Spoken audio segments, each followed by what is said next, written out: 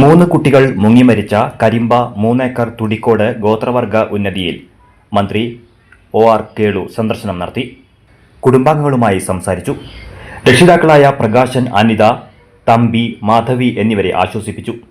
വ്യാഴാഴ്ച വൈകിട്ട് 6 മണിയോടെയാണ് മന്ത്രി ഉന്നതിയിലെത്തിയത്.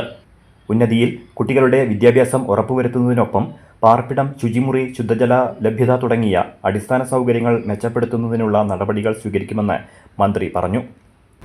പട്ടികവർഗ വികസന ഓഫീസറുടെ റിപ്പോർട്ട് ലഭിക്കുന്നതിനനുസരിച്ച് മരണമടഞ്ഞ കുട്ടികളുടെ മാതാപിതാക്കൾക്ക് ദുരന്ത നിവാരണ സമിതി മുഖാന്തരമുള്ള ധനസഹായം ഉൾപ്പെടെ ഉറപ്പുവരുത്തുമെന്നും മന്ത്രി കൂട്ടിച്ചേർത്തു.